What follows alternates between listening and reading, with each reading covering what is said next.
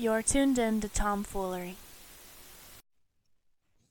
All right, another episode of Tomfoolery. We got Kat Silva back on, and my co-host Dakota should be here a little bit later. He's running a little bit behind, so we'll get him in when we can. What's up, Kat?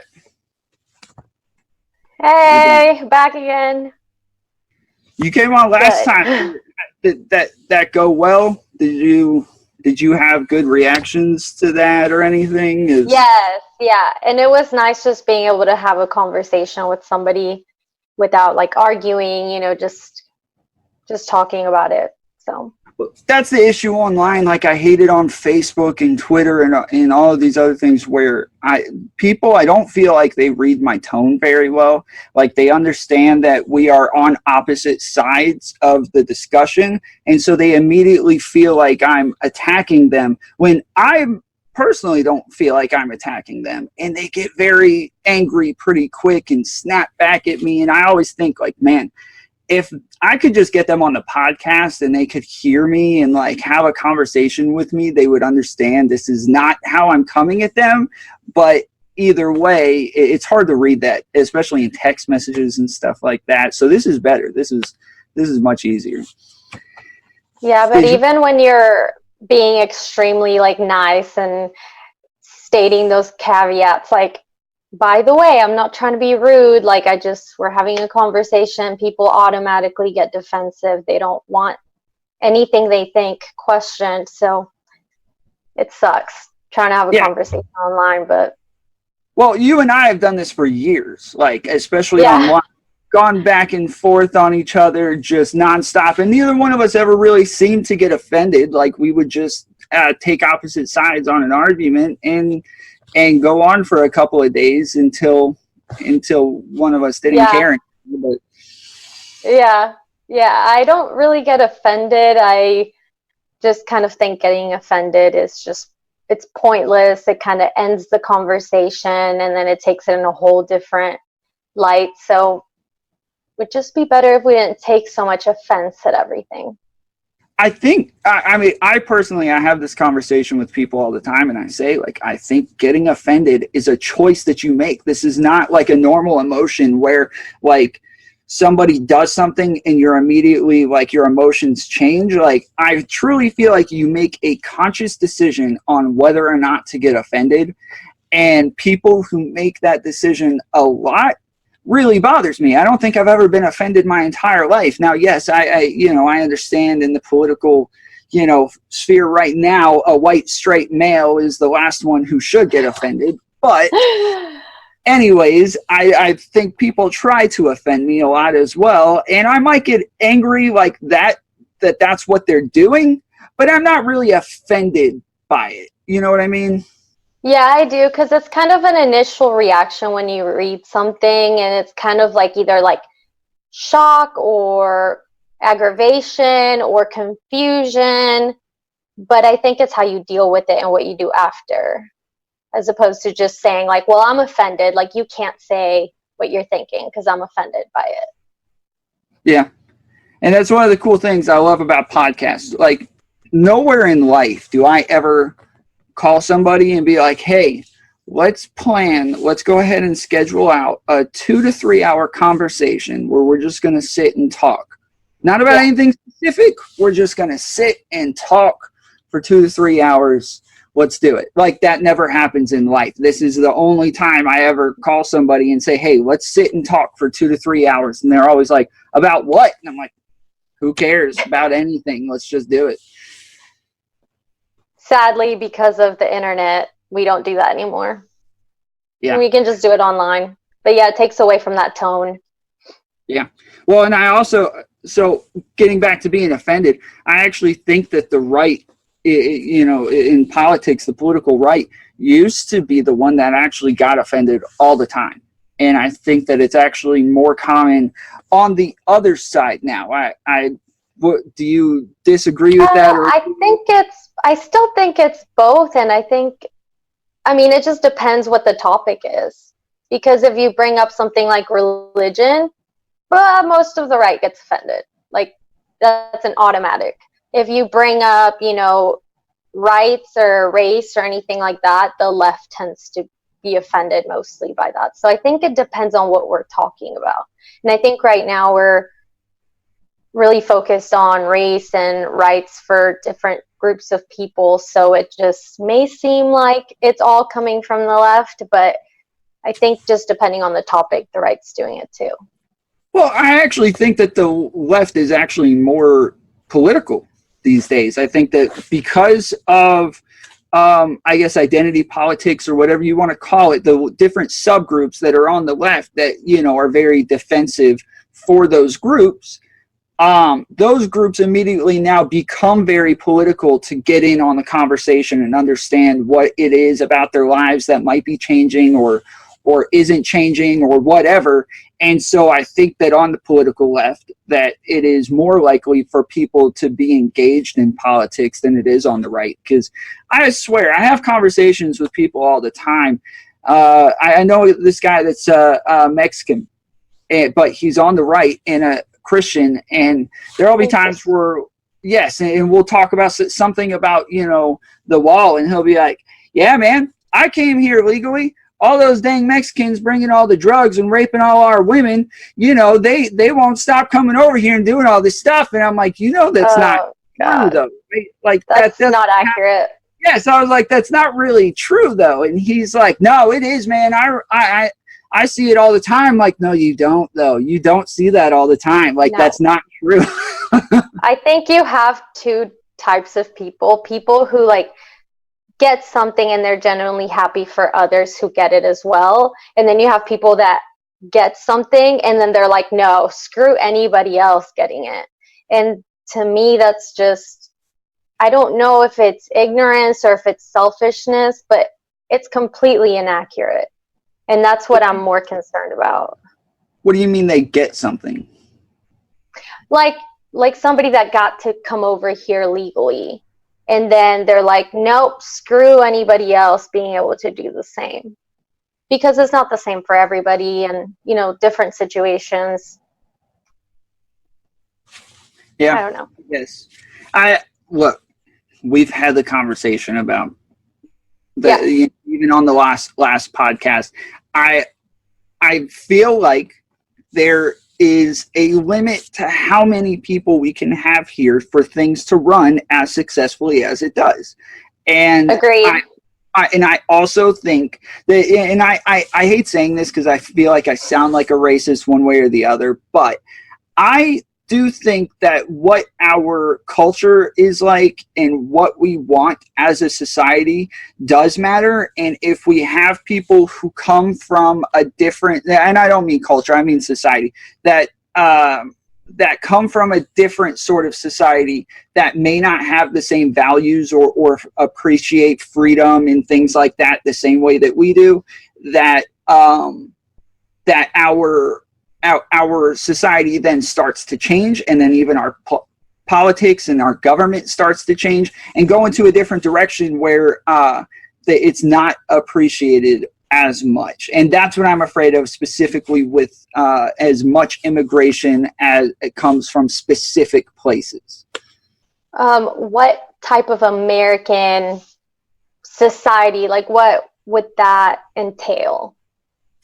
That's strictly American as opposed to a mesh of different cultures put together.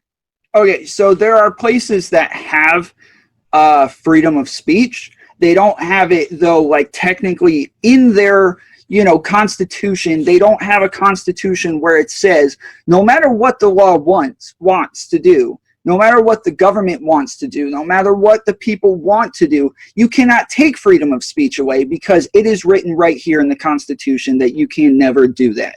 And other countries don't have that, and I don't think they have the same appreciation for it. And things like gun laws and stuff, you know, restrictions, we can get into that another time, but the right to own a gun, the right to bear arms, I think that these are things that maybe they're not as appreciated by other people. The right to, you know, practice whatever religion you want, or, you know, whatever, just the rights of freedom that I feel like other countries and other people coming over may not appreciate the same as us. And then the more and more our population starts to veer into immigrants, and immigrants at a certain pace to where there may be 10% of the United States at a time, not the biggest deal. But if within 40 to 50 years, immigrants have taken up almost 50% of our population,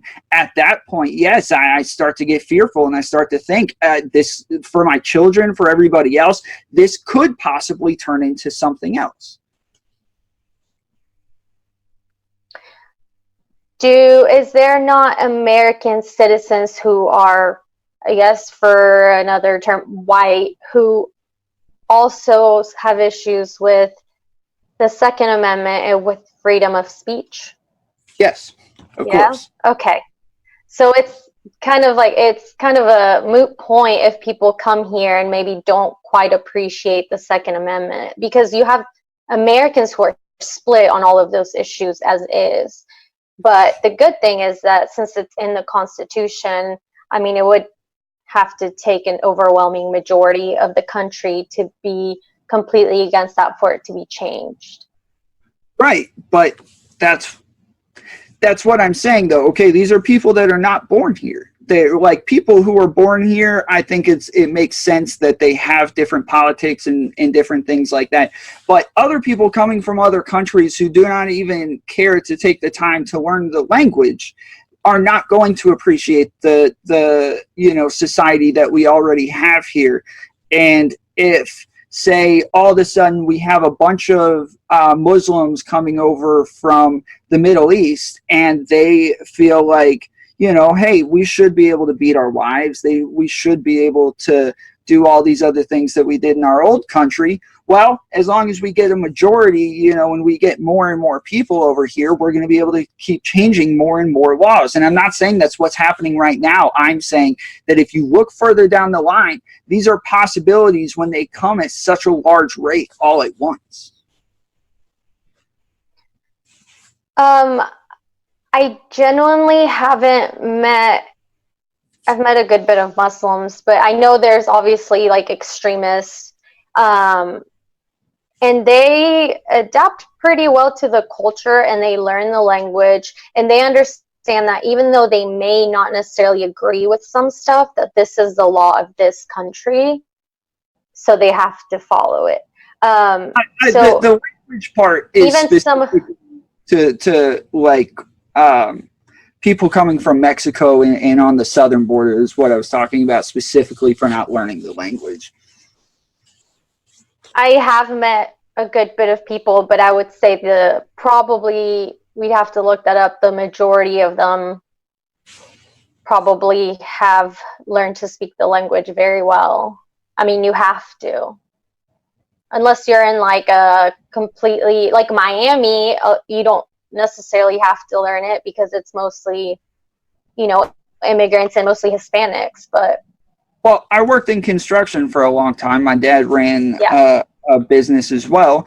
Nonstop, you're just picking up people at the Goodwill or at the Home Depot, just standing out there, and they don't know how to speak any English. And instead, I started to learn Spanish to communicate better with them. And it's the same wherever I work. And, I always have people come in who say, hey, I need somebody, or they call in, they say immediately, I need someone who speaks Spanish, because they're not going to be able to relay that. And that's consistently every day, on a consistent basis, to where it's common enough. I mean, I don't know what common enough means. Again, I don't want to sound like I don't want these people here. Like, that's not what I'm saying. I'm just saying let people in just at a small rate. And I feel like I know that your feelings is that they let people in too slowly and take the process way too long, to where people who should be getting in and who are good citizens are not getting in and not getting the process sped up fast enough. And I understand that point, but how do we take all the good citizens everywhere? Like, do we, if everybody wants to come in, I feel like, instead of letting a flood come in, just dam it up for a little while and let a little leak out to. to let groups of people in at a time? Well, I think this isn't just an issue based on one thing. Like, there's so many things contributing to the problems. One of them, which is the United States meddling in every country's business. So then they go into these countries and they make situations happen, which then make the problems in the country worse. And then they try to flee here. So people come here because America was supposed to be for refugees, kind of the whole thing of America. So people come here for that reason. So I think that if we stopped meddling and getting involved in all of this stuff and maybe fix things like the war on drugs, you know, it would help the problem rather than just, I guess, kind of putting it all on the immigrants. See, I disagree. See, I'm on the exact opposite side of that, where I feel like if we went into these other countries and helped them more to where people didn't want to leave so badly, that we wouldn't have this issue and we could go ahead and do the things that we want to do without it being such a problem. But instead, because they are coming from such bad issues in the current country that they're in, that we have a bigger issue than we probably should. I agree with you that, like, if we went in and helped them, like, that would be great. Like, if we set up a system for their economy to be better, for education, for things like that, that would be awesome. I'd be totally for that. But that's not what we do. Mm-mm. We go in and we're like, hey, let me get rid of this person because we don't like how they're doing their policy. And then we try to put in another person and it never works out well. And then we end up with civil wars all over the place. Well, but the war on drugs is actually part of it now that I think about it. I mean, I know that Medellin was where the DEA went in there for a long time to try to help them with the cartels and help them with the drug problems. And they instead just actually started a real war that actually hurt the country a lot worse and got a lot more people killed instead of actually ending anything. Because every time they chopped off the head of the snake, and another head grew back. So they didn't actually help any. And sadly, the problem started way before that because there was a communist group that had kind of sprang up, and then the United States gave some of the people who were like cartel or guerrillas, gave them weapons to get rid of the communists. And now here we have with military weapons, and it started a civil war in the country that literally just hasn't quite ended, but they just signed a peace treaty with one of the groups. But it's just things like that. Like, we go in to start basically like a war within the country so that we can get what we want, instead of going in and educating people or helping them with figure out housing, their economy, stuff like that. So I would be totally for them going in and doing that, just not the way that they've been doing it.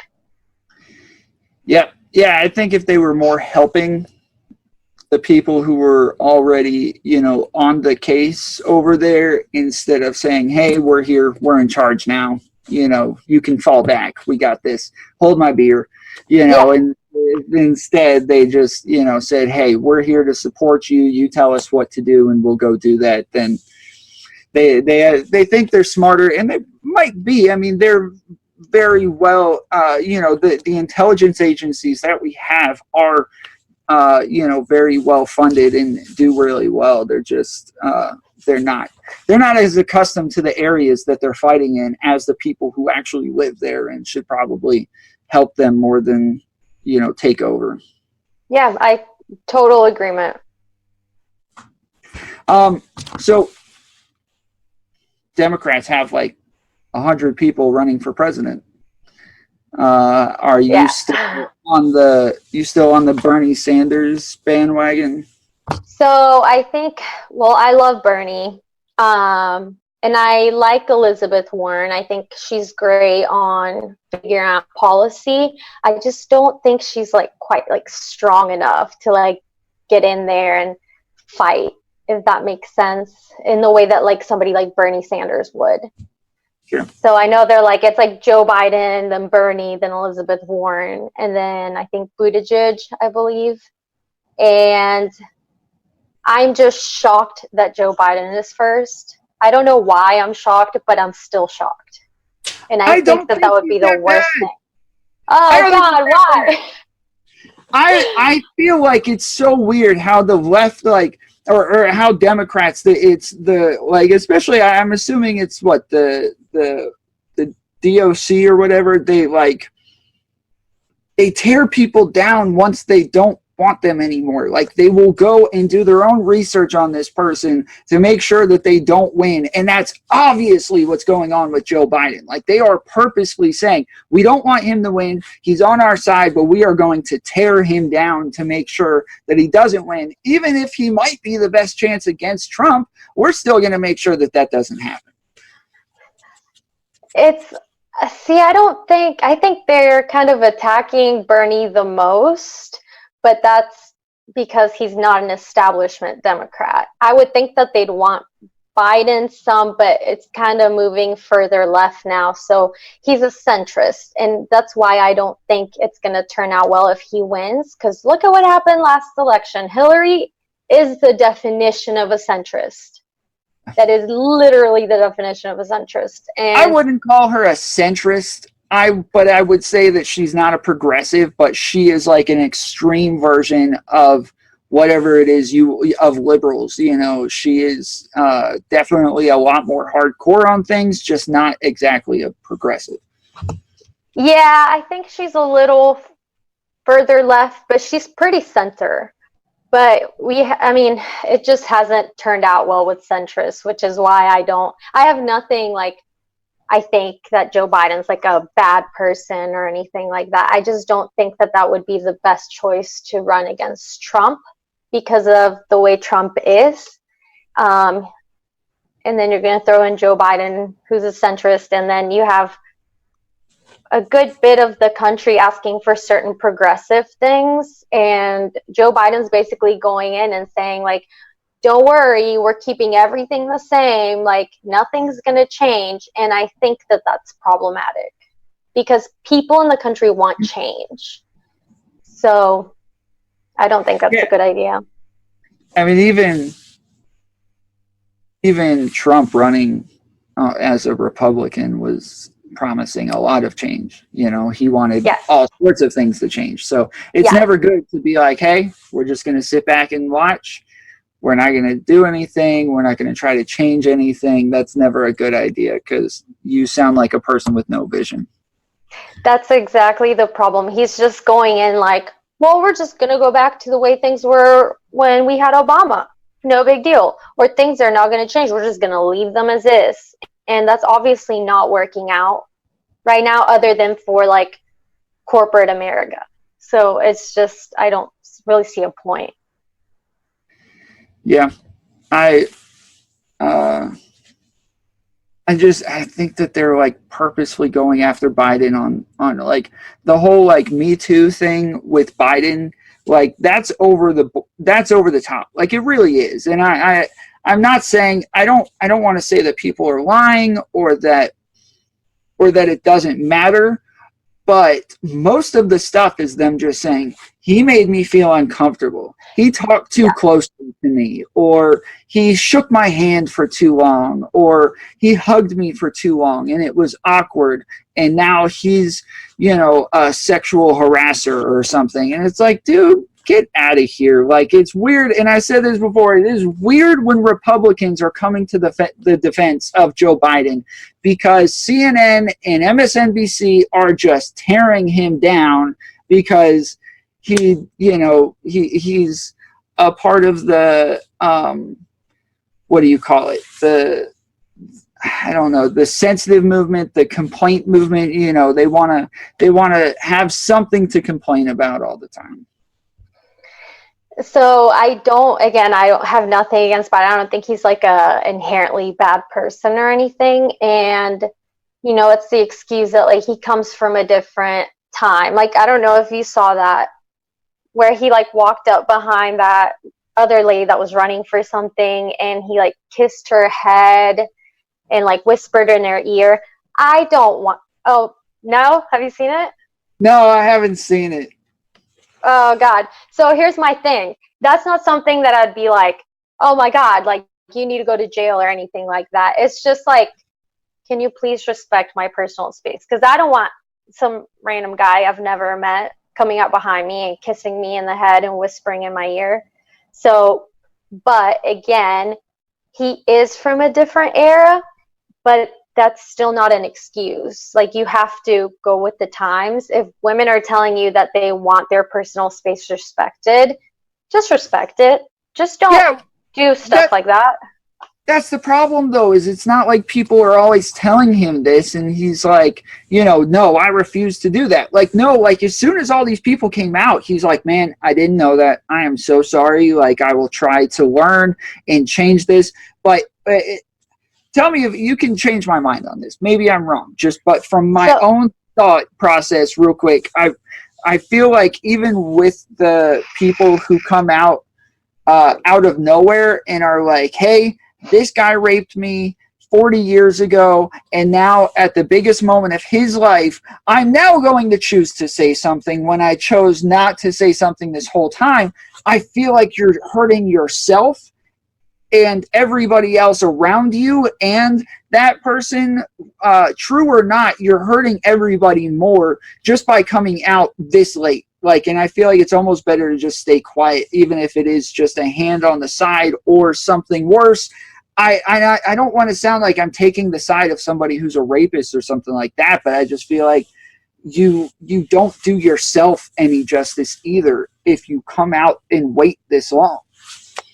So with a couple things, Joe Biden, this had came up before a few times, and he was told multiple times, and he just keeps doing it. So if it was just like he did it and then he was told and he's like, dude, I'm genuinely sorry, like I won't do it again, I didn't realize it, I would, heck yeah, props to you. But this is like, it just keeps happening and then he keeps doing it. So I don't know what the, like at what point do you stop doing it, or what needs to be said to you for you to stop?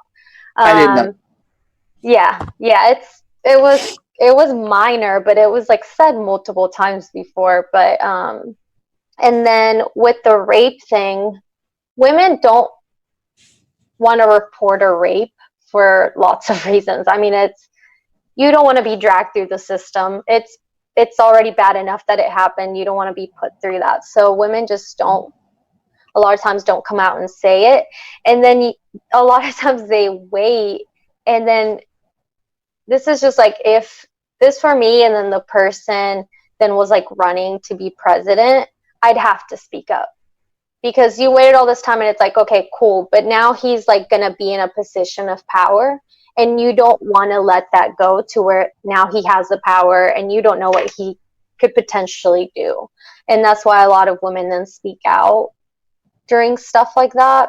But it definitely, they end up getting like harassed and threatened and stuff. So it sucks. So I guess it just personally, it depends on balance, like what you'd rather live with.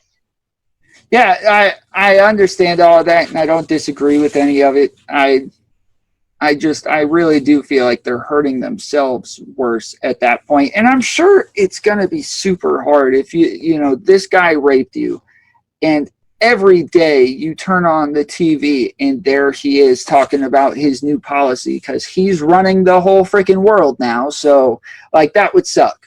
That would be horrible and traumatizing, I'm sure, just pulling up a lot of PTSD. I get that.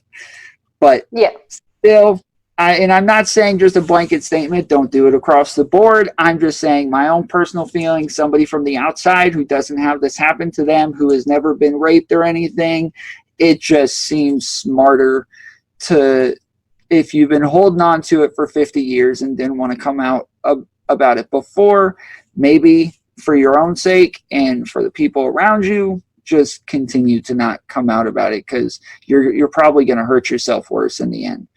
It's hard to bring up anything from 50 years ago and have some sort of proof or anything. So oh yeah, Yeah, it definitely sucks. And I will say for those women that love to do false accusations, it is, I don't know if I can cuss, but it's effed up. And you're hurting literally everybody, the men and the women, when you do stuff like that. So I definitely think if you falsely accuse people, you need to get time for that. Because Yeah. that's not like a playing matter. Like you are ruining people's lives and then you hurt all the other women who have been raped. Yep. And it happens a lot. I mean, I don't want to say a lot, but it happens more than you would think it would. Like, it happens more than it should. It is, Yeah. That, I don't know. It just blows my mind. Like, every time, like, the whole thing with Kobe. Do you remember that Kobe Bryant? I know you're not into sports, but No. Kobe Bryant, back in the day, he was like the MVP and he was one of the best players and he was winning championships and everything. And then out of nowhere, this girl comes out and says, yeah, he raped me and he forced me to have sex with him and all of this stuff.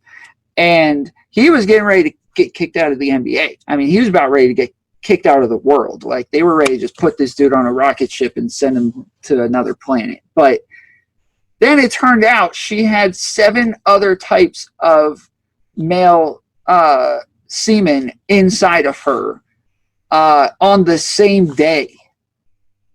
Oh. And they're like, dude, you had sex with 8 guys in one day? Like, and we're supposed to believe you? Was she like getting it or was she like prostituting? Like, I haven't heard it. I don't watch sports, so I have no idea about any of this.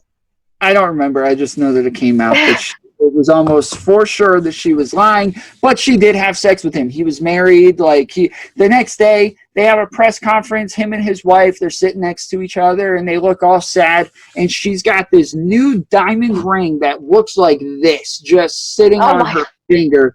Like, yes, I've forgiven him and it's sad, but we're going to stay together. And just waving her hands around. Everybody's like, yeah, it's smart decision. Yeah. No idea about sports, but I'm going to go look into that and figure out who this woman was. Well, I told you before to look into something called the grievance studies. Did you look into that? Oh, God. Remind me again, because I did right after you told me, and now I can't remember what it was. I sent you some links on it. So the grievance studies was where a couple of guys faked all of these studies that got into college. I don't know what you call it, but colleges for all of these studies. And they won awards for them and everything. And they were obviously making stuff up. Like, if you hear the stuff they're doing, but they figured out this, like, I guess this standard where all you had to do was say that somebody in the status quo was hurting somebody who was not. They were so white guy does something bad, black guy does something good, study gets in. Great. Female is great and is a warrior, man is a pig and and shouldn't be in the world anymore. Awesome. Best article, best study ever. You win. It was ridiculous. I did. I read a little bit on it, and I did see they did get some studies published and that some were waiting when they found out that it was all this hoax. And I don't know how the process works for those types of studies, but like in science, you can they were peer reviewed. Yeah, but then other peers have to then go back and review that. So it's like, just because it gets into a journal to begin with doesn't mean that it's not then going to be shown that it's not true. So, but it's sad. And I hate blanket statements so much. I hate them. So I hate when everybody's like, oh, well, no, all men are bad or all white people are bad or anything like that. So, but this led to a blanket statement that said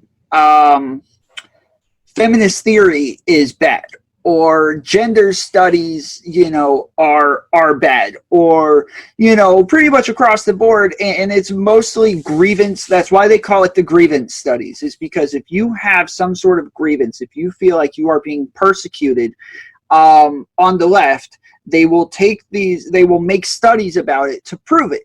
And that's what all of these colleges and journals and even professors are doing. And this is why people on the right complain all the time about academia, and they're not happy about education in colleges and past high schools. They feel like there are so many professors who line up far, far left and are teaching this to their students. And it's not just random people that are hearing this on YouTube or something like that. This is our future. Like, this is America's future. These are people getting degrees and who are going to be running our country and have all the best jobs someday. And it's terrifying to think that they're going in believing that all white people are, you know, still proactively trying to put the black man down, you know, or something. Yeah, I just hate that so much, because it takes away from like dealing with the actual issues.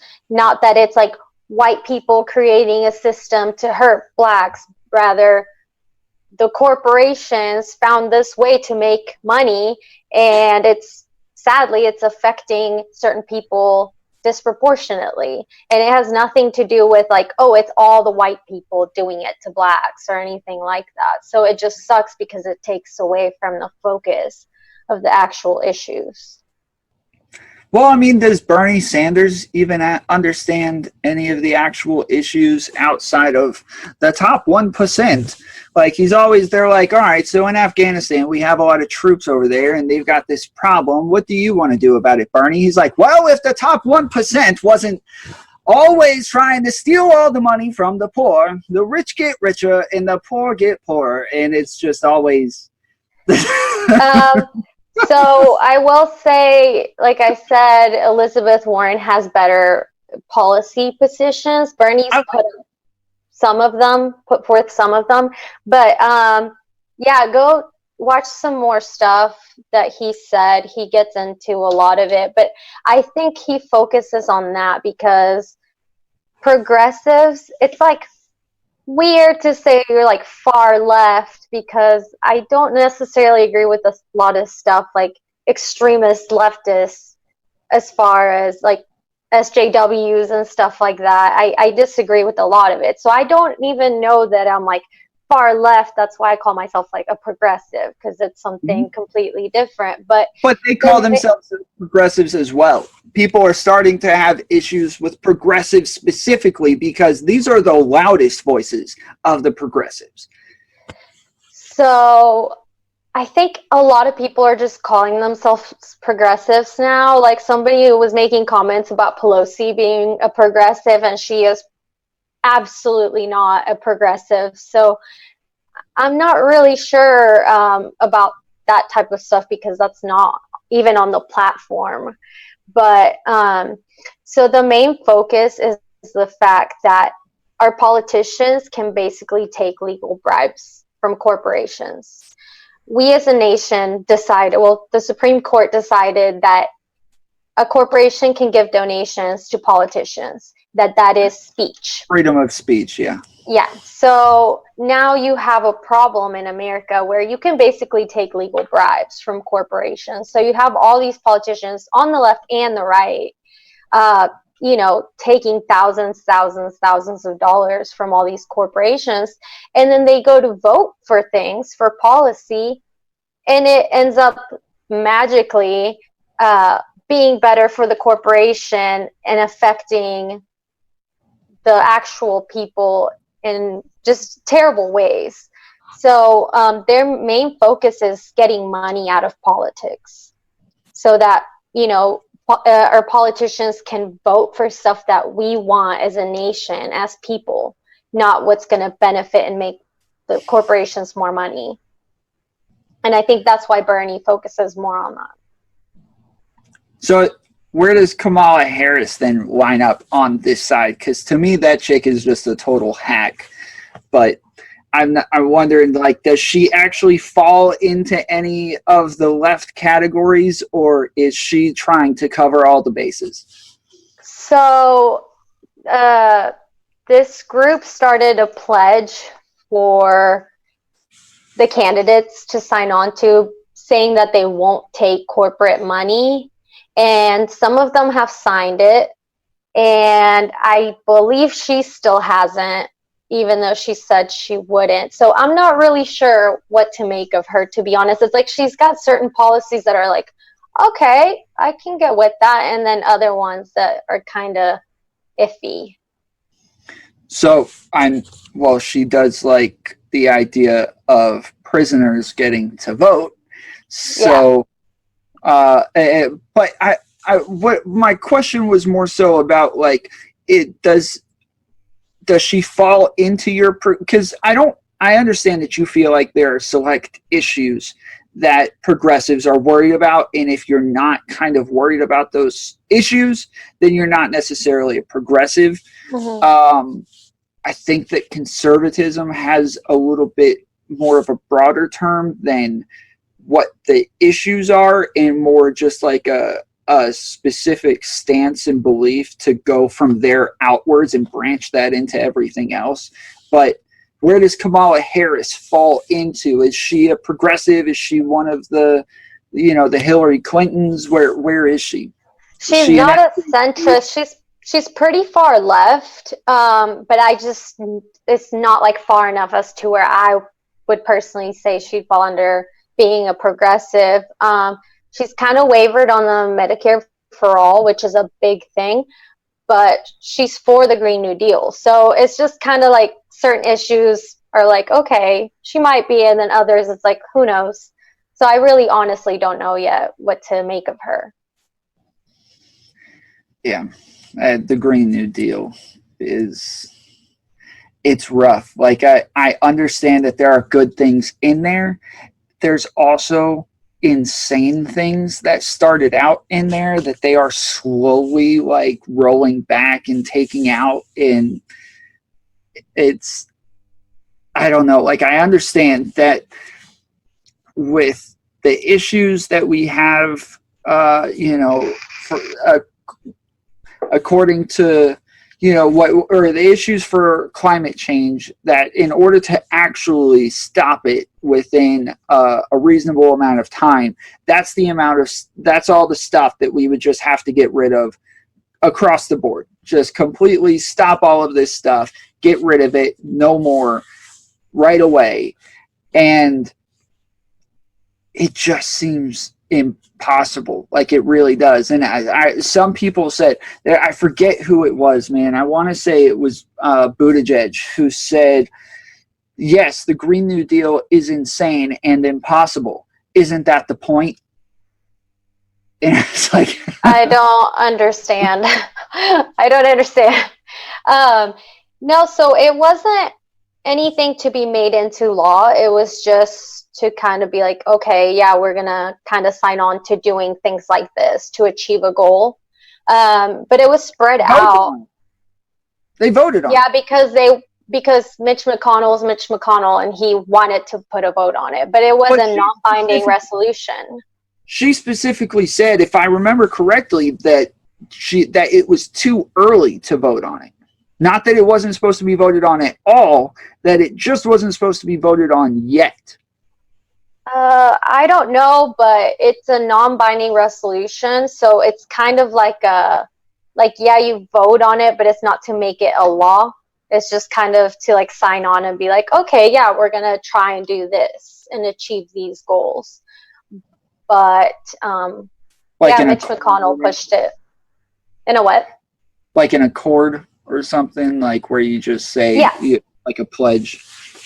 Yeah, basically. So, but it was spread out between a good bit of time. And I think, getting rid of fossil fuels, that's great. Using clean energy, that's great. Nuclear power, I'm all for that. So I think it's like starting out with things like that, and that would absolutely create jobs. It's happened in other countries, and even I think Las Vegas started just doing clean energy, and they've made jobs save money. So we'll see what they decide. So if we go back to the prisoners getting the vote, what is your opinion on that? I think they should get a vote. If we're talking about, I guess it depends. When you commit a crime, they, can take away some of your rights, A basic felony. rights. Yeah. So it just depends how far you think that should be taken. I don't really understand why they shouldn't vote. I see no problem with it. It's my whole point. Well, we both agree that there are some people who are just not educated enough to really speak on certain things. And I think, and I understand that you and me probably both fall into this category, and it's hard to imagine, but no, being in prison and understanding the people that are in there, I have no problem with them not getting a chance to vote, because they have a very twisted view of the world, and especially the ones who are in prison and are proud of it and think that this is a great thing, and they're going to move their career in whatever it is that they're doing forward because of the time that they're doing in jail right now. And it's terrifying to think that if seriously, it's massive amounts, like hundreds of thousands, maybe I'm pretty sure it's up in the millions, and the amount of people that we have in prison right now. And it's specifically felons who do not get the chance to vote for a certain amount of time. So like I'm a felon. I can go back and register to vote pretty soon. And I think that that's a reasonable thing. Take that right away from anybody who commits a felony, not misdemeanors, but a felony, and then give it back to them after they've gone a reasonable amount of time showing that they have been rehabilitated. So I think that people should start out with rights, and then they should be taken as we see fit. I understand why you would waive your Fourth Amendment right so that they can search you if they need to come search you. I still don't think there's enough evidence to show that we should take somebody's right to vote away, which is like the most basic right for a democracy, which I know we're not technically a democracy, but the right to vote. And I mean, I was in prison, and the people I met, a good bit of them were educated, some were not, but let's talk about people that don't have felonies. You don't take away the right to vote from people that are not educated at all. And yet you think because somebody has a felony, then we can take that right away? Yeah. Why? I think there's differences in extremism. If I'm willing to steal a piece of bubble gum from Walmart versus I'm willing to go into your house and take your bubble gum, that's a very big difference in your cognitive rationale. And I think that it makes sense to take it away and give it back to you. So say you get arrested for going into their house and taking their bubble gum. Well, now you're put on 10 years of probation. And during that time that you're on 10 years probation, you do not get the right to vote. You do not get the right to bear arms. You do not get all sorts of rights. And then once the 10 years is up and you haven't, because if you commit a crime while you're on that probation, then it all starts right back over after you go to jail. And so you get to you get that 10-year period of a clean sheet to prove that you are now a contributing member of society, and that you have now rationalized what is an acceptable way of getting bubblegum. So most people in prison are there for drug use. Right. So it's not like there's something inherently violent within them or anything like that. And since they have detox because they are in prison, their cognitive abilities are just fine. And we have people on the outside that aren't contributing members of society. We don't take people's right to vote away from them when they do that. We don't take it away if they're dumb, or if they know no politics, or even know the basics of how the country works. So to expect that from people who are in prison simply because they committed a crime, I don't think I can get behind that. But they're even on drugs. I mean, there's certain drugs that you can do and it's not a felony, and that's a little bit less of a big deal. You can smoke weed all you want, but until you have, what is it, over an ounce, and then now you're likely selling it, then we're going to say, yes, you are contributing to this this part of society that is actually on the black market, and you're trafficking in drugs, and you're likely associating with all sorts of other illegal people and things that I think it makes sense. I think that drugs are, even me, like I got into drugs in a very odd way, where I just started taking my pain medication that I was prescribed by my doctor, and eventually, went up the escalator to heroin and needles and stuff like that. I consciously made decisions, but I was manipulated by the drugs. And I think even more so, I know that I was a different person when I was doing that.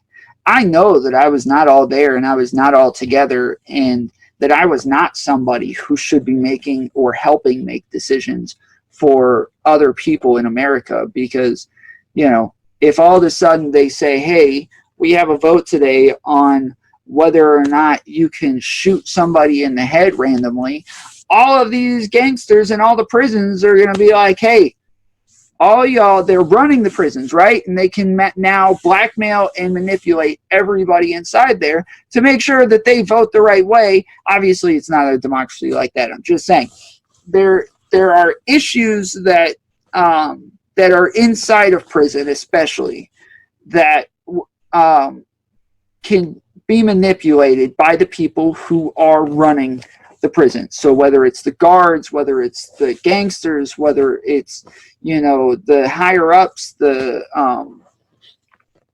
don't know, I can't think of it right now, but it's been a long day. But anyways, it's people who can manipulate others, inmates, into voting a certain direction. How would you have voted when you were using? What do you mean? Like, would you have voted like an independent, or Republican, or a Democrat? I probably would have voted, I don't know, it's hard to say. I probably Democrat. Really? How would you vote now? Republican, most likely. That's interesting. Most of the women I met were Republican while I was in prison. Just about everybody was a Republican. You were in Georgia. Yeah. Yeah. Yeah. That's very real. Would you take somebody's right to vote away if they literally know nothing? They're not educated on government, or how government works, or basically how anything works. We don't have systems in place for that, but we do have systems in place for people who are not working with our society. We did used to have like tests for that, to kind of keep certain people from voting. Did we? Mm-hmm. And we got rid of that for a reason, because it's your basic right to vote. So that's why I think I have such an issue with it, is because it's such a fundamental right. And didn't we get rid of that because it was targeted towards black people, and you can use that to stop certain people from voting? Not necessarily because it's a fundamental right, to where people who are not educated enough, or not, their cognitive abilities are not at a level to where they should be voting. Isn't it? That was more about being able to manipulate the system. But it also affected poor whites. It wasn't just blacks. It was all poor people that could not afford a certain type of education. So I wouldn't be okay with taking that right from people because of their level of education. So I don't think we should do it to people that are in prison just because they committed a crime, because that doesn't necessarily mean that you then can't be informed on certain issues. Well, it's not just, it's like, it's not just to say that they are not able to vote anymore, but it's also a repercussion. It is a punishment saying that you are in timeout now and you have to stay in timeout for a while and think about what you've done. You know, it makes sense to me. It's a part of the scare tactic to keep people from committing crimes. But we know that those things don't deter people from committing crimes at all. Do we? Yeah. That punishment doesn't deter people because they're still committing crimes. What deters them is teaching them how to not act on certain urges they have in education, social programs, community programs. Can we agree that the system is completely broken? In what way? Tell me how it's broken, and I will agree. We can start with bail. The fact that you can get arrested and then you have to post a bail. So automatically, if you are poor, you are stuck in jail, and that's that. And then you're more likely to plea out to something you didn't do, or to plea out to big charges that maybe you didn't commit, maybe you committed a lower charge, just to be done with it or to get out. I won't say it's broken. I will say that there are issues with it and that it's not perfect. But I don't know of a better model than what we currently have. I do think I've personally pled to things that I didn't do, and I hate that that's the way that it's done. And I had a court-appointed attorney that really could have cared less, but I feel like that's still the best option. What specifically is the best option? The system that we are currently under. That we have now. Yeah. So say you have a bail. We don't want you to run away and throw your $10,000 away. So we put a bail there, and now you're afraid of losing all of this money. Everything runs on. And then if you have no money, you're screwed. Yeah, if you have no money, you're screwed. So it automatically affects poor people disproportionately. Yeah, sure, but that's how everything in the world works. You also don't get the bubble gum if you don't have any money. We're not making bubble gum free either. Yeah, I think that's a little different. But okay, what about mandatory minimums? Do you agree with mandatory minimums? Yes. So mandatory minimums, really? I feel like, yes. So I feel like it stops judges from giving, say you're a judge and your best friend comes in and is now being charged, and the jury decides that they are now going to be charged, or they even plead guilty. You cannot decide to just let them go free because of mandatory minimums. It keeps the objectivity there, and I understand that there's a big range to where it also has maximums where they can choose anywhere in between, but I still think that that's the best option. I don't know of a better option. So, as opposed to letting the judge decide, since he is there and hearing the whole situation surrounding the circumstance?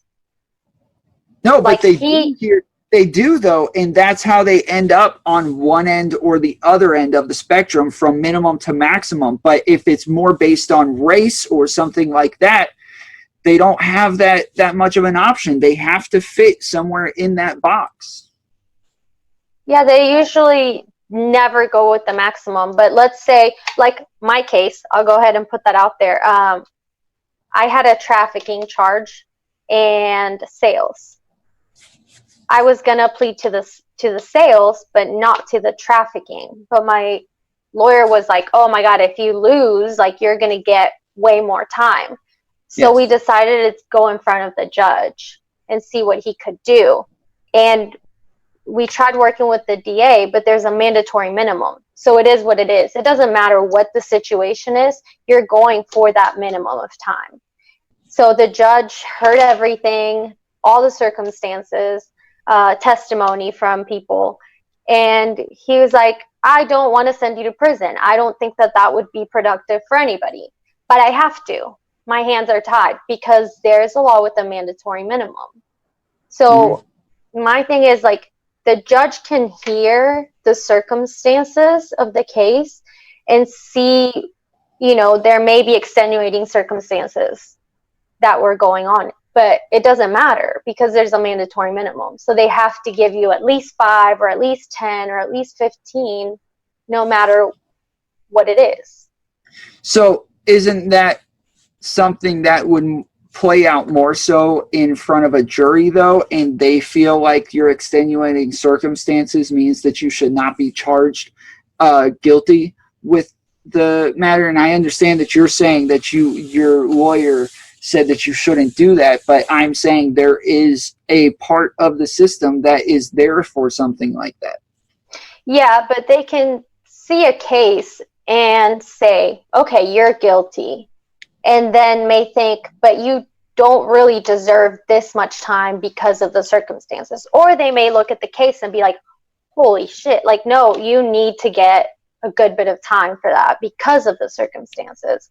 But if you just do like a blanket law, then their hands are tied. They can't do anything.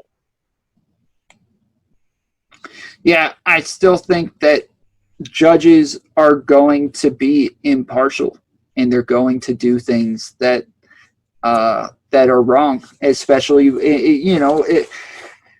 I don't think that there's a lot of racists out there, but that is something that I'm afraid of, especially in a judge, to where they could just say what you get with impunity and have no issues on any blowback. And so I think that a better option is a mandatory minimum.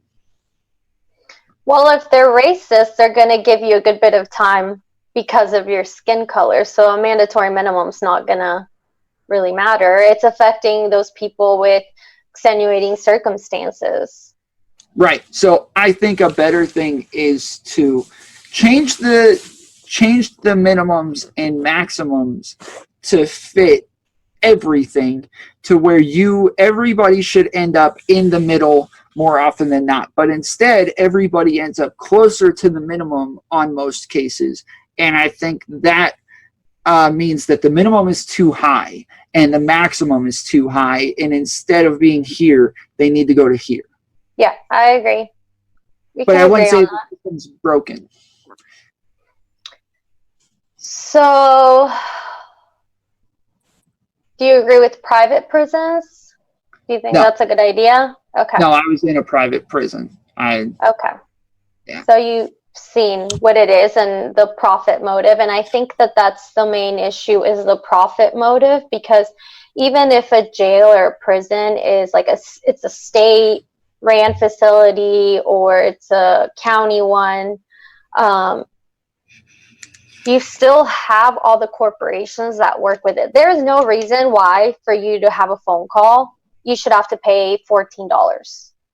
That doesn't even make any sense.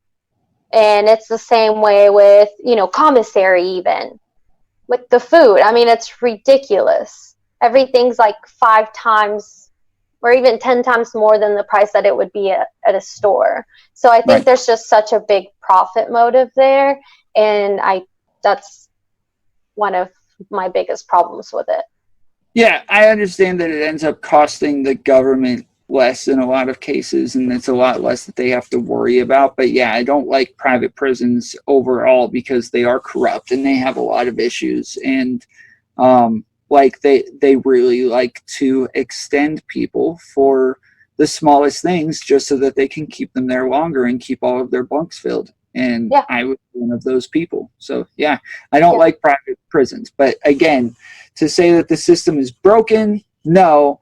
To say that it has issues, yes. I will say that there are things that need to be fixed, but that's all across America and in lots of our things. And I think that um, I don't know. I think that most of us are not focusing on some of the biggest issues, and more so we focused on the most polarizing issues. And as you know, I mean, it's one of the issues with getting paid to play or pay for play or whatever it is, where you can pay a politician if and contribute to their campaign, or just hand them money outright and say, hey, when you get in office, I need a couple favors and we're going to help you win. And I think that that's a bigger issue that almost all of us agree on, but it's something that won't get changed because of the people that we're paying. I don't think it, honestly, I don't know. I have mixed feelings on it because I don't think it's the biggest issue. But I do think that is something that more so than anything, we can all come to the table and have an agreement on if it gets us somewhere. You know what I mean? Yeah, I agree with most of what you said, but I do think it's the biggest issue because it then kind of affects all the other issues underneath it. Like most of America agrees that we need to get money out of politics. Like overwhelming, I believe it's like over 90% of it. Right. And yet that's not changing, right? They're not doing policy to change that. Why? Right. Because they're the ones making money off of it, right? Yeah. So that's not going to happen. The overwhelming majority of Americans want some type of Medicare for all system. That's not going to happen because, pharmaceutical companies and insurance companies have bought all these congressmen and women. What about climate change? Nope, because the fossil fuel industry's got them all bought, and paid for. So it's affecting all the smaller issues underneath it because the representatives are not representing the people and their interests because they're too busy making money. Yeah, I understand why people want it, and I think that there are some smaller factors that aren't as important that I feel like are just overlooked, especially on something like Medicare for All. I think that what I'm always afraid of, and what I don't know, and I haven't found answers to this, you start running Medicare through the government, which I think is just the worst idea in the world. I really do. The government does not do things very extraordinarily well outside of intelligence. Unless it's some sort of intelligence agency or military, they don't do anything extraordinarily well. And so privatized companies are always going to be the best option, which is why I kind of like politicians getting paid, is because I feel like they're not going to become politicians unless they are able to make the big bucks, and they can't make really that much money unless we have that option for them. And so that's one of the things I'm afraid of, is they're going to be in the private sector unless they get that. But on top of that, on Medicare for All, what happens to all of these companies if the government does start running it? We've let them build these ginormous organizations in their entire lives, and all of these other people have built their lives through these insurance companies. And now we just do what? We just say, hey, sorry, there's not a market for you anymore. The government's doing that. I'd rather people be able to live than somebody make 20 million a year. You're still going to need all these employees to run everything. So people are still going to have jobs. There's still going to be plenty of jobs. You're just cutting out the CEOs, the CFOs of insurance companies? I think the better option is to fix the pricing on from hospitals and from the people who actually give the care. I think the better option is to say, hey, you can't just charge whatever the hell you want. You need to give specific prices. Somebody needs to call you and say, hey, how much is it going to cost for me to get an x-ray on my knee? And you have to give them an option. You have to give them a price. And I think that the market fixes itself in that case for the most part. That would be great, and I would agree with you if the system we had didn't work the way that it does. So, like, let me ask you, like, genuinely, do you think that if we didn't do Medicare for all or anything like that, that they would willingly vote to put those regulations in place against the insurance company who have given all of the money? Again, I said I'm willing to concede that point. Like I feel like that's a fair enough option. I've explained what my fears are on it, but I don't think those are strong enough for me to fight anybody on it. So I'm not willing to fight somebody on politicians getting paid from outside companies. But on Medicare specifically, yes, I think that is somewhere where we can just fix something instead of making a ginormous change to the whole system. I think instead we just tweak one little thing, and I think the market fixes itself. I think it would lower prices, but if people still don't have money to even afford that to begin with, they're still screwed, which is why I'm for Medicare for all. It's not necessarily just because, like, oh, this is too expensive, which it is. Our healthcare system costs more than anywhere in the world, and it's not as good, anywhere near as good. So I'm more worried about the people that can't. But our healthcare is, though. The actual care that is being given is really good. It is It's like 25th or something like that in the world. So, I mean, it's way better than... Hold on. No. Okay. So, it's 25th in, like, I want to say, like, two categories, like infant mortality and life expectancy. And literally everywhere else, it's, like, top 5, top 10 at the least. You get AIDS, you want to get AIDS in America. You get cancer, you want to get cancer in America.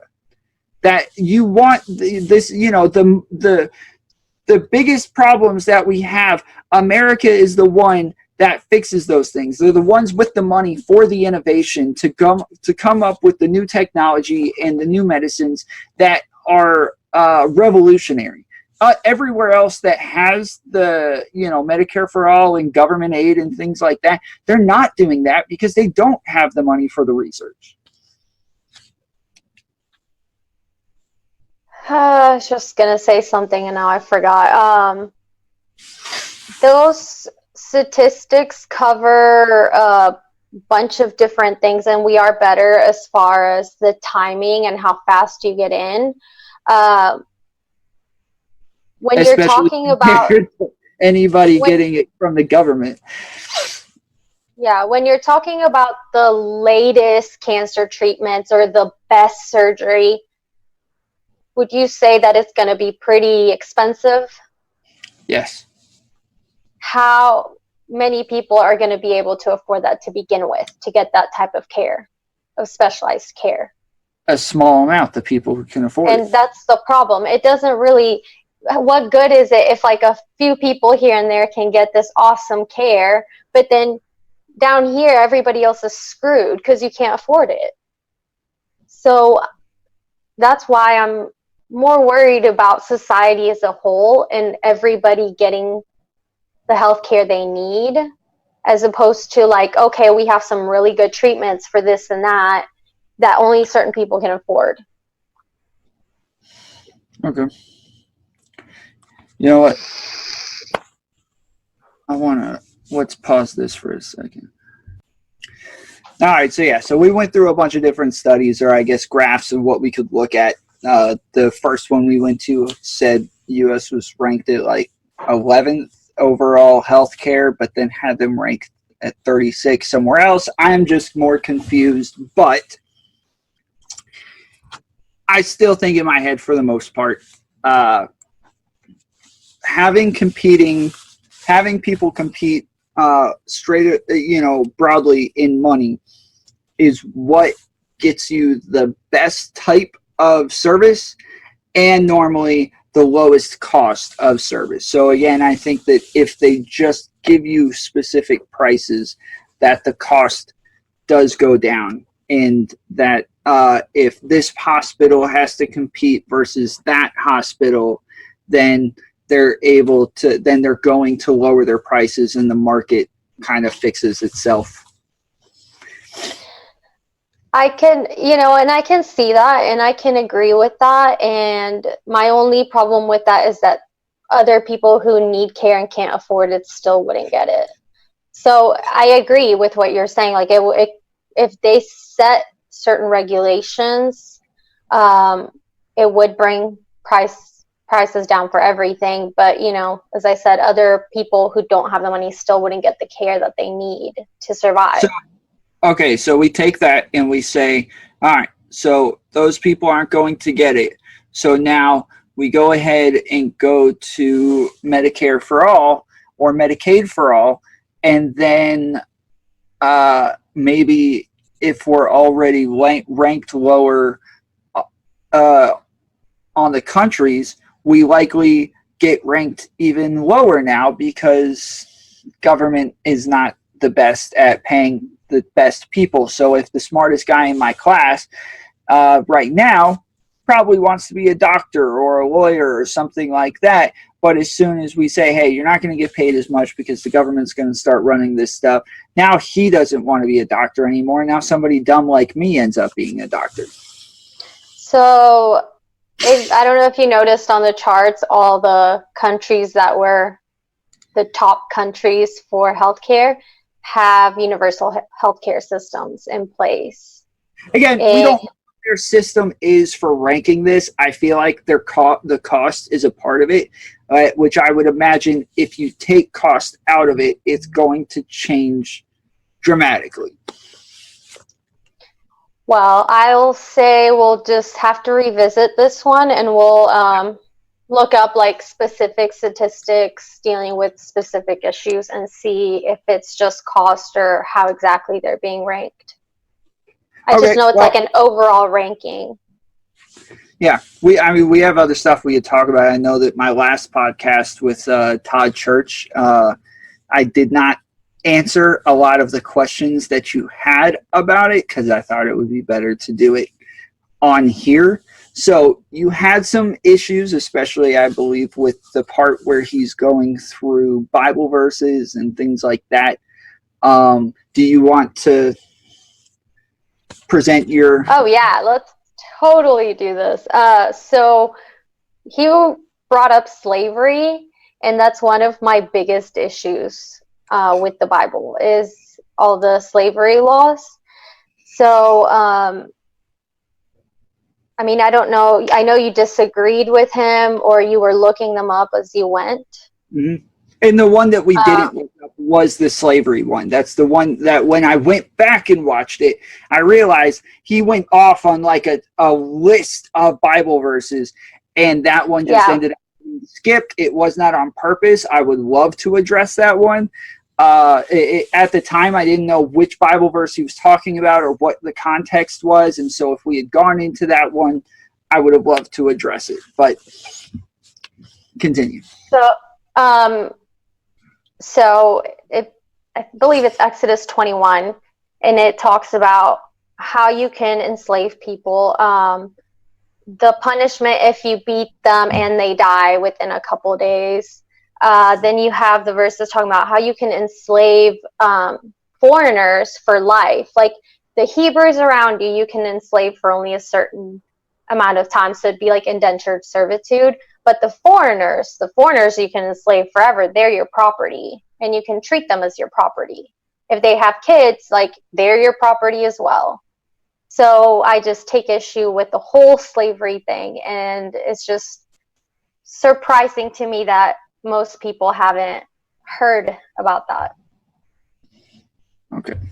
So, from my understanding of most of these verses, so here's Exodus 21. If you buy a Hebrew servant, he is to serve you for 6 years. But in the 7th year, he shall go free without paying anything. This is where the issue comes. Lots of Bibles in the 20th century were retranslated, and because lots more and more countries were getting rid of slavery, and there was this issue with, well, is slavery right or wrong? And there was just, societies were having these giant conversations about it. The Bible ended up translating the word servant over and over and over to slave, to where in the Old Testament it may have mentioned it 3 times. In the Luther version, I believe, in the New King James Version, it ended up over 300 times, and it was the same exact word for both. So if you look at, I want to say it's Greek, I believe, was the original translation that they were using when they put the Bible together. That the word Ebed, Ebbed, was used as both slave and servant. It was the same. It's the same exact word in that language. And so when we have, and I know that you think the Bible contradicts itself a lot, but I would say that that is highly contradictory to say, hey, you can enslave this person, but you need to, help everybody and be kind to each other and things like that. And I think that lots of these times the word can just be changed to servant, and it's a little bit different. So even in that one, in Exodus 20, it was talking about paying them. You don't pay a slave. So that was with Hebrews. Okay, so if it's not Hebrew, you're saying there's different laws for foreigners. So one question, is it immoral to own a person as property? Yes. It doesn't matter if you call them a servant or a slave, you're still owning them as property. Okay. So that's my, and I have heard that, I did read something about that the word translates different in certain spots as servant or slave. But if it says that you can own a foreigner and that they're your property and you can own them for life, so they're a servant for life, then let's use the word servant. Wouldn't that still be immoral because you're owning a person? Kind of. So I want to say it's Deuteronomy also says that if a servant or Ebed, it says if your Ebed runs away, you are not allowed to track them down and bring them back. And if you find this servant that has run away, you are not allowed to take them back to the owner. So I think that there is just a little bit of tweaking to the idea of ownership. If a company, pays these employees, they could say, yeah, we own all of these employees. I don't think that would, really, in my head, I wouldn't even realize what they are saying as owning unless they were saying that they were slaves. And if they're talking about paying people, and they don't ever mention tying them up, chaining them up, anything like that, ever. They never talk about that sort of stuff. You only pay the Hebrews. You can't enslave the Hebrews. You can use them as servants, like slave servants, like indentured servitude. The foreigners, they kept as actual property and servants. They marked them, they would put, I forgot the word, an awl through their ear to mark them. You could give them a wife, and if they had kids, the kids were then your property. You could beat them, hey, but as long as they didn't die within 2 days, you didn't get in trouble.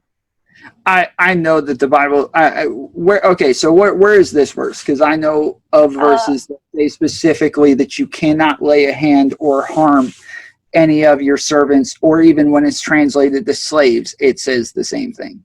I don't know. I thought it's either under Exodus 21, they'll give you a bunch of laws about it, or it's in, oh God, Deuteronomy or Leviticus. I can't remember the exact place. We're going to have to look it up.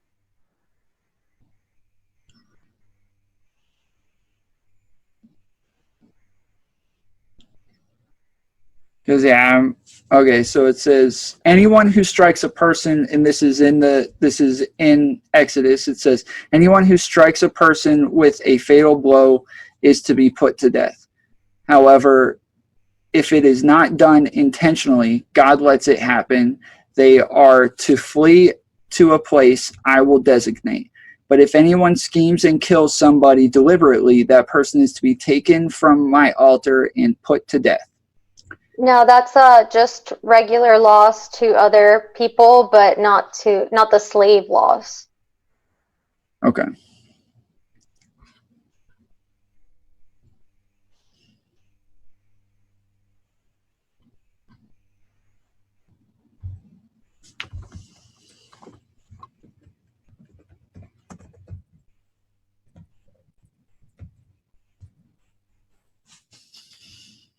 And I know people say, oh, it's not the same as chattel slavery that we had here.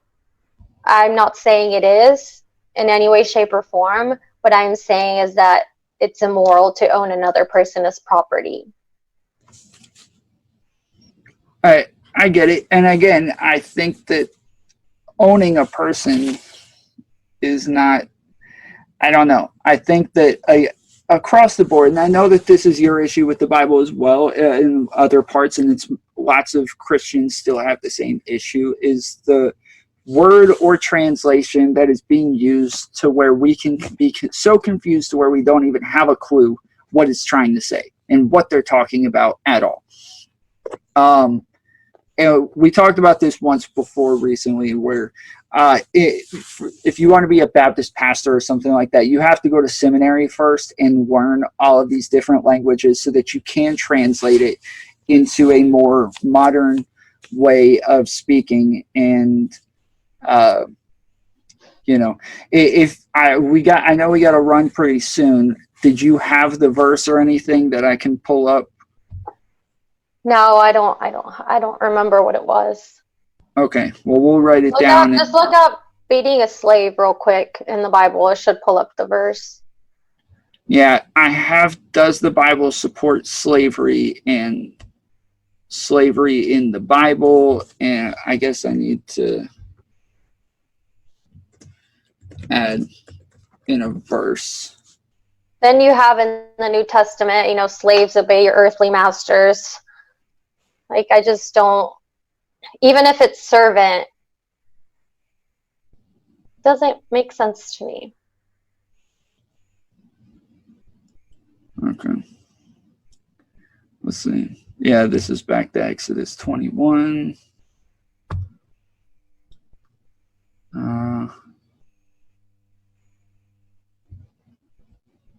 Yeah, these are all.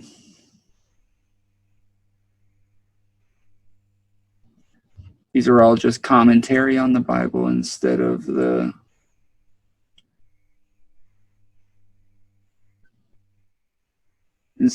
actual verses. So we'll try to, I guess, get back to this one next time. I'll have the verses. We can go ahead and assume that will be something that we will talk about. Yeah. And we'll get to that. All right. I appreciate you coming on, Kat. Everybody, if you have any more information or things that we didn't cover or something like that, go ahead, put it in the comments. Do you have a Twitter account or anything that they can reach you on if people want to hear more from you? Just a Facebook. It's Kat Silva, KATSILVA. Man, you're off the grid. you're just on Facebook. I know. I hate social media. YouTube always tells me I have to comment on other people's videos. I have to get a Twitter account, all of this stuff to help my, page grow. It's not growing. So I went ahead and did those things this week, and it actually has seen a pretty big hit from it. So yeah, I'm going to have might as well. I have to do the whole stupid Twitter thing now. I hate that format, but thanks for coming on, Kat. No problem. Bye. Later, fools. Thanks for listening to the Tomfoolery Podcast. If you'd like to check us out on other platforms, you can find the full episodes on YouTube, Google Play, Google Podcasts, iTunes, Apple Music, sometimes on iTunes and Apple Music, depending on whether or not they've taken it down. Or you can find us on Facebook under Tomfoolery Podcast, on Twitter at TomfooleryP, or if you'd like more information or would like to come on the show, give us an email at tfoolery.pc@gmail.com.